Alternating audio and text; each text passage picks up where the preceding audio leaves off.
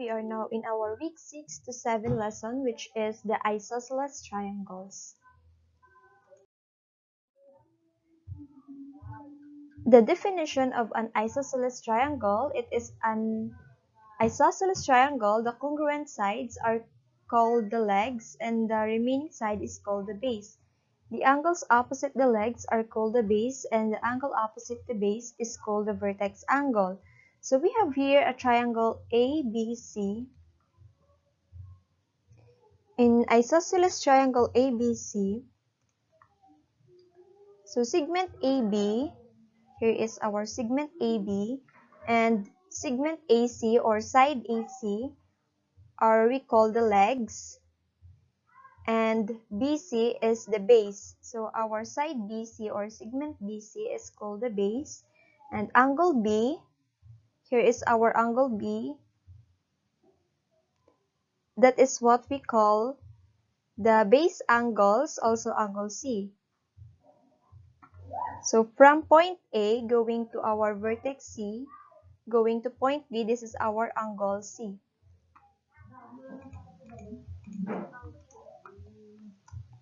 Okay, so this is our angle B and this is our angle C. This is what we call the base angles, and angle A is the vertex angle.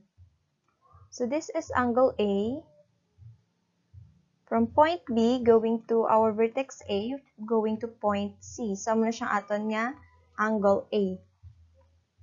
That is what we call the vertex angle, which is opposite sang aton nga base, which is ang side BC. Okay, so the isosceles triangle theorem: if two sides of a triangle are congruent, then the angles opposite them are congruent. So we have here triangle ABC, and given that our segment AB, so we have here our segment AB is congruent to segment AC. So if you see the symbols, this is what we call ticks. So naga-indicate na siya that this portion is congruent. So AB is congruent to AC. So let us prove that angle B, so this is our angle B, is congruent to angle C. Okay, so in proving theorems, additional point, segment, ray, or line may be drawn as long as one of these additional figures does not contradict any definition, property, theorem, or postulate. Such figure is called the auxiliary figure.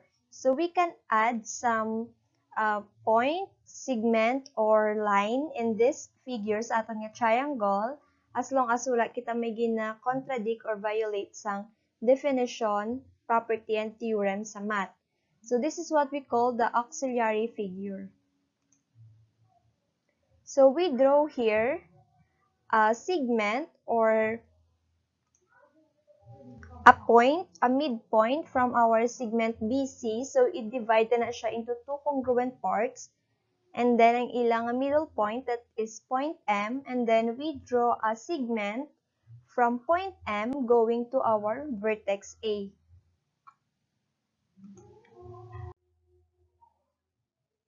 Okay, so given that congruent or side AB is congruent to side AC, let's prove that angle B is congruent to angle C. So first is draw M, the midpoint of BC, and draw the segment AM. So mo siya kaginang ginobrata, that is drawing a segment. This is what we call auxiliary figure. Next is for the reason, additional figure or auxiliary figure. Next is, so let's take a look kung ano pa di ang pwede tayong magamit in proving. So we have here that BM is congruent to CM. So paano sila nagcongruent? By the definition of midpoint. So take note that midpoint is a point that divide our segments into two congruent parts. So that's why BM is congruent to CM. Next, AM is congruent to AM. Why? Because the reason of congruence of segments is reflexive, or that is just the reflexive property, or that is equal by itself. So AM is just congruent to itself, which is the segment AM. Next reason is segment AB is congruent to segment AC. Of course, that is our given. So, not necessarily nga nag-start kita always sa given in proving. So, pwede kita ka-start with our auxiliary figure, then pwede man sa last na ni nga gamito ng aton nga given. Okay, so we have now proved that triangle ABM, so we have here triangle ABM is congruent to triangle ACM. For what reason? That is the SSS postulate, or the side-side-side postulate. Since these two triangles have the same equal measurement of their sides, so we proved that by the SSS postulate. And now we can prove that angle B is congruent to angle C, because in congruent triangles, the corresponding parts are congruent. So, sa shortcut, that is, we are using the CPCTC. CPCTC.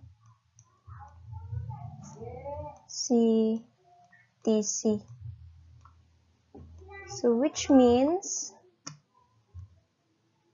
that corresponding parts of congruent triangles are congruent. Okay, now let's proceed to our Theorem 3.7. If two angles of a triangle are congruent, then the sides opposite them are congruent. So suppose we have here triangle ABC, and we have here our angle B. Sorry, this angle B. And its opposite side is the side AC. So, muna siya ang opposite side sa aton nga angle B. Wherein sa aton nga angle C, so this is our angle C. So, hindi siya kitanan. Okay, so we have here our angle C, and then its opposite side is the side AB. So, if angle B and angle C are congruent, which means ang opposite sides are also congruent. So, ano sa aton nga Theorem 3.7.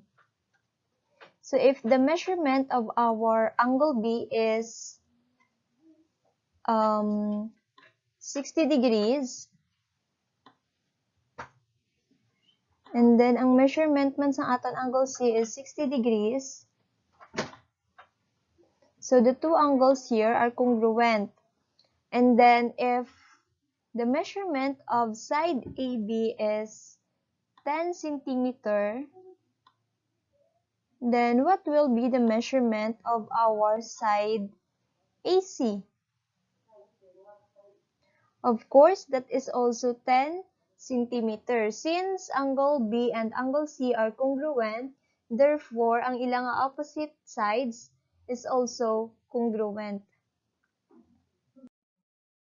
Now, let's proceed to the exterior angle theorem.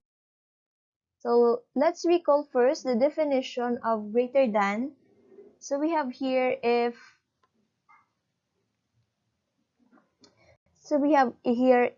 A is equal to B plus C, and A, B, and C are greater than 0, so which means hindi sila negative numbers kay greater than 0. Then A is greater than B and A is greater than C. So for example, since 5 equals 3 plus 2, which is correct, 3 plus 2 that is equals 5, then 5 is greater than 3 and 5 is greater than 2. Take note that 5 greater than 3 can also be expressed as 3 less than 5, and 5 greater than 2 can also be expressed as 2 less than 5. So, if we take its less than, basta as long as nag-change na niyang position or tsakto, we have a true statement, then that is correct. So, since 5 greater than 2 can also be written as 2 less than 5.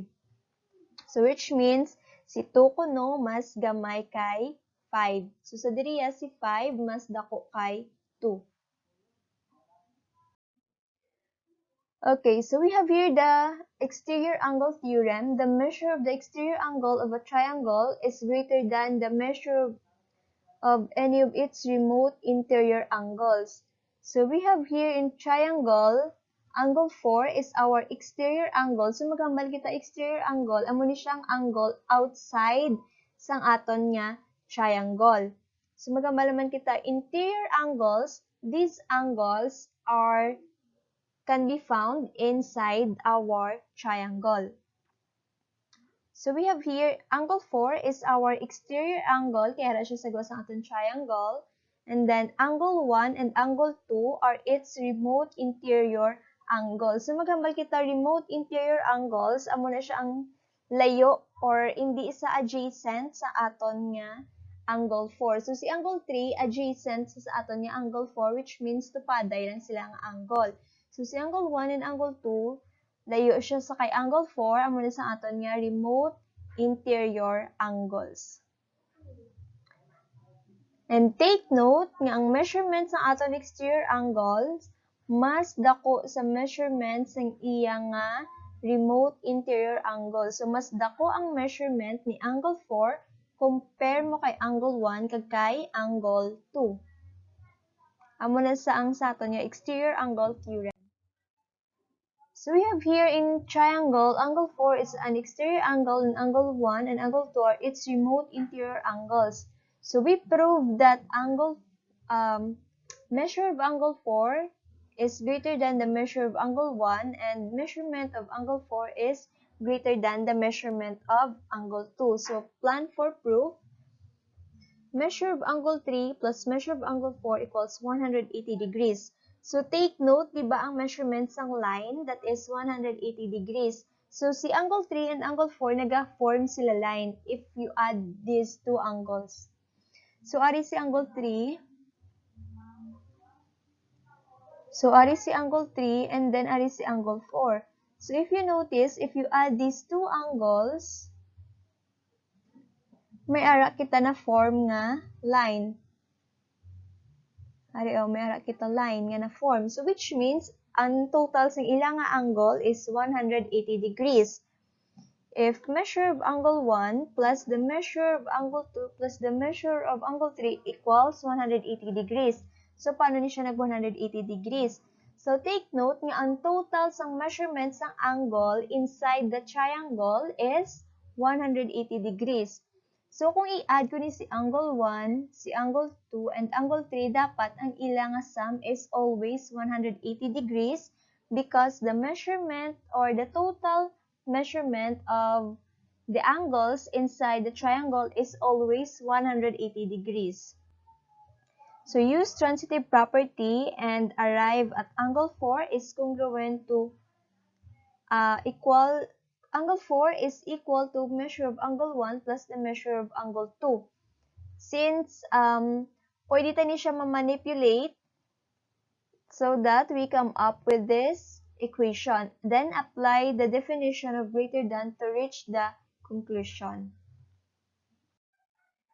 Okay, so we have here the following properties are used in proving statements. So we have here the involving inequalities. So we have additional property of inequality, which is what we call the API.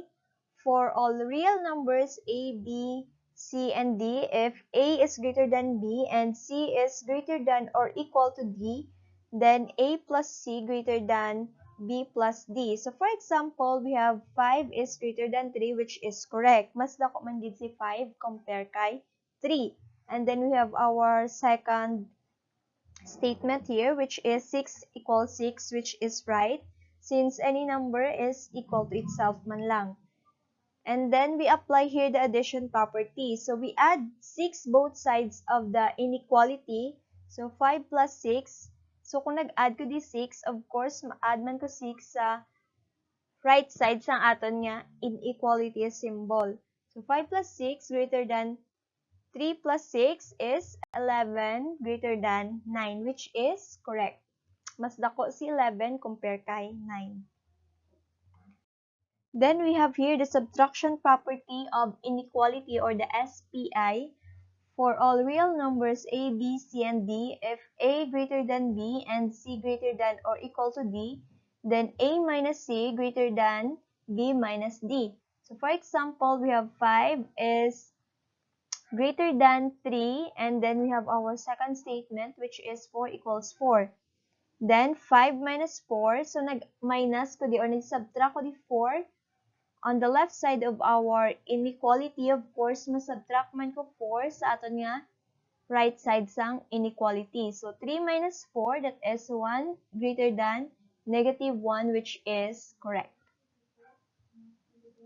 Next, we have here the multiplication property of inequality or the MPI for all real numbers a, b, c, and d.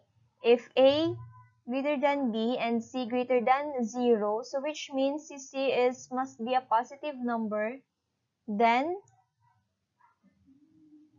a times c greater than b times c. May araman kita second condition.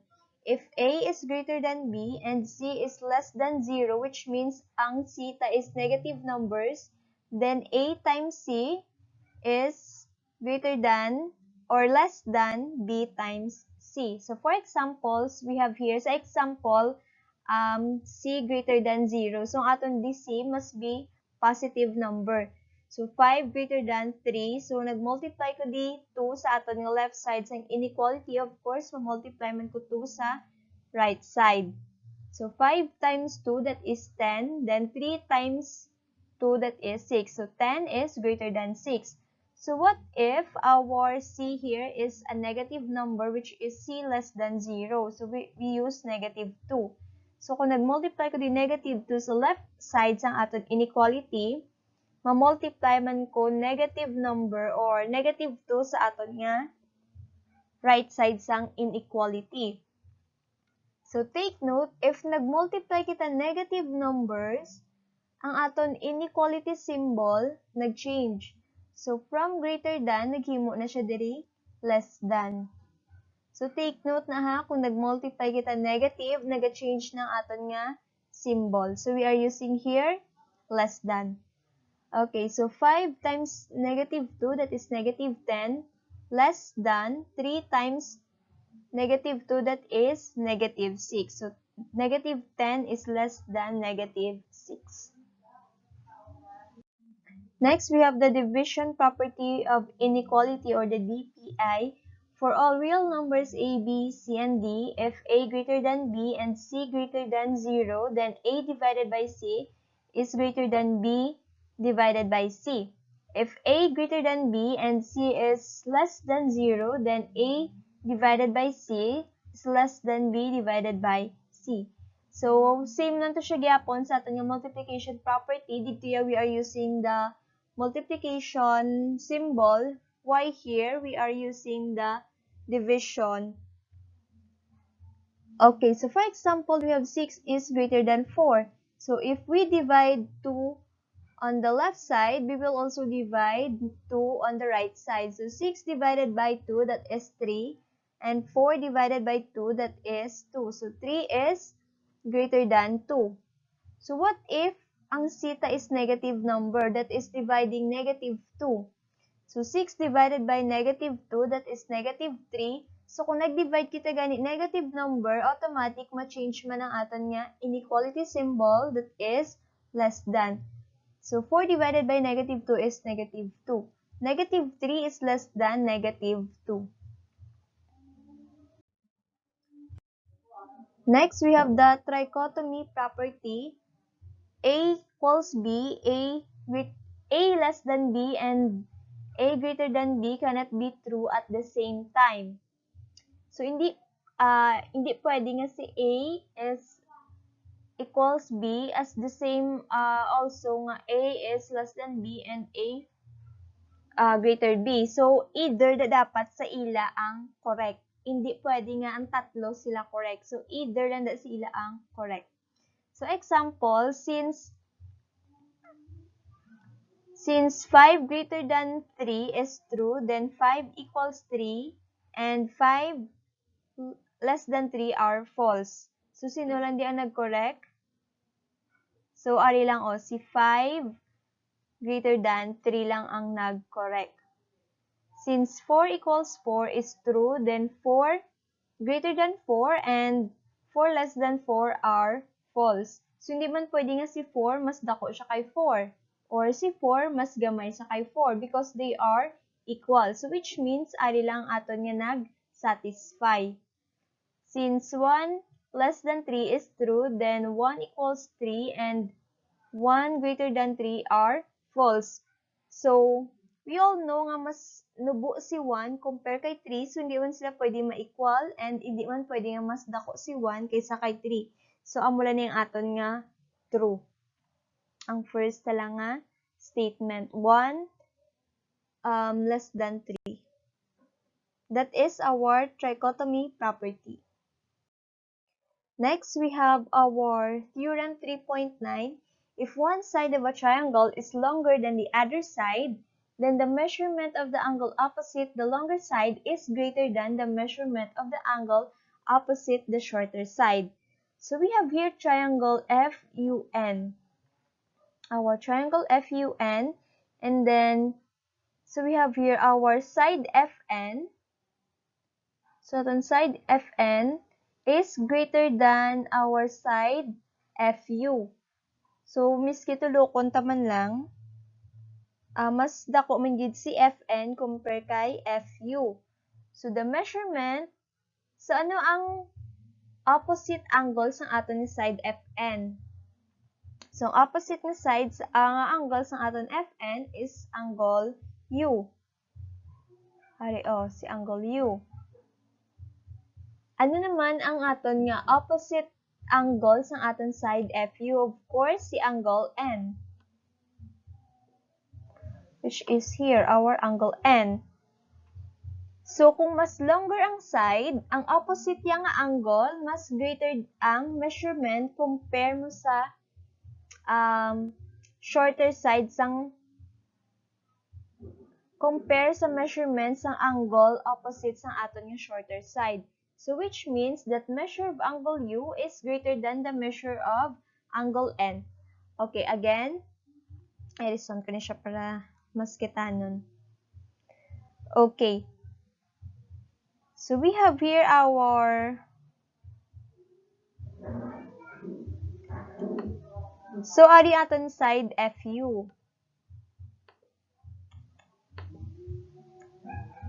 Okay. So ari aton side FU. Ang opposite yang nga angle is si angle U. And then ang aton side FU, ari si side FU, ari side FN. So aton side FU, iya opposite angle is si angle N. So since mas longer si side FU compare kay si side FN compare kay side FU, which means ang longer side, ang opposite niya nga angle mas greater compare mo sa opposite niya angle ni FU, which is si angle N. So kung ang measurement ni bini angle ni side FU is 50 units. And then si FU talang is 40 units.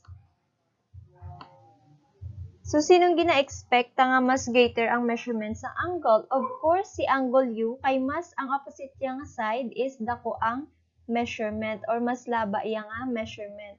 So, let's say this is 60 degrees. And then, si aton nga angle N is only 50 degrees. So, mo siya ang gina-describe sa aton nga theorem 3.9. So, mas longer side, ang opposite nga angle is mas greater compare sa aton nga shorter side ni opposite nga angle. Okay, so we have our theorem 3.10. If the measure of one angle in a triangle is greater than the measure of another angle, then The side opposite the larger angle is longer than the side opposite the smaller angle. So, amo ni siya ang daw kasuli ilan to kaginas sa aton nga theorem 3.9. So, diri naman niya given ang aton nga angle. So, measurement sa angle U is greater than the measurement of angle N. So, aton nga angle U is 75 degrees and then aton nga angle N is 45 degrees. So, anong opposite side sa aton nga angle U? Of course, that is FN. So, opposite side sa aton nga angle U is side FN. So, which means si FN mas greater than FU. Since ang measurement sa aton nga angle N is 45, ang opposite niya nga side is si side FU. So, sino ang mas longer side? Si FN or si FU? Of course, si FN because ang opposite niya nga angle, mas dako ang measurement compare sa opposite nga angle ni side FU. Same man also kay measure of angle U is greater than the measurement of angle F. And then FN is greater than our side UN. Okay, so that's all. If you have questions, kindly message me to our group chat. By the way, this is just only the part 1 of our lesson in week 6 to 7. So I will send another video for its continuation, which is the triangle inequality. Okay, so if you have questions, message me to our group chat. Thank you.